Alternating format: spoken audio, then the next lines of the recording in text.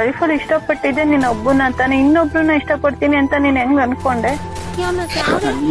ಸುಮ್ನೆ ಡೈರೆಕ್ಟ್ ಆಗಿ ನಾನಂದ್ರೆ ಇಷ್ಟ ಇಲ್ಲ ಅಂದಾಗ ಏನಕ್ಕೆ ಯೋಚನೆನೆ ಬಂದ್ಬಿಡುತ್ತೆ. ನಿನ್ ಬೇಡ ಬೇಡ ಅಂದ್ರು ಬೇರೆ ಹುಡುಗ ಸಿಕ್ಕಿರ್ಬೋದಾ, ಏನೋ ತೊಂದ್ರೆ ಆಗಿರ್ಬೋದಾ, ಏನು ಅಂತಾನು ಗೊತ್ತಾಗಲ್ಲಲ್ವಾ ಒಂದೇ ಸಲ.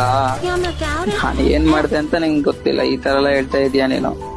ಸರಿ ಆಯ್ತು ಬಿಡು, ನಿನ್ನ ಅಮ್ಮಂಗೆ ಕಾಲ್ ಮಾಡ್ತೀನಿ ಇರು. ದೋಸ್ತ, ಈ ವಿಡಿಯೋಯಿಂದ ನಿಮಗೆ ಬೇಜಾರಾಗಿದ್ದೆ ಸಾರಿ.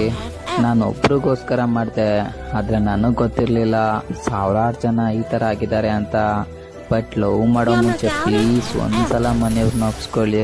ಯಾಕಂದರೆ ಒಪ್ಪಿಸ್ದೇನೆ ಪ್ರೀತಿ ಮಾಡಿದ್ಮೇಲೆ ಅಪ್ಪ ಅಮ್ಮಂಗೆ ಗೊತ್ತಾಯಿತು ಅಂತ ನೀನು ಬೇಡ ಅಂತ ಅರ್ಥದಲ್ಲೇ ಬಿಟ್ಟೋದಾಗ ನೋವು ಅವ್ರಿಗೆ ಗೊತ್ತಾಗಲ್ಲ, ನಮಗೆ ಗೊತ್ತಾಗತ್ತೆ.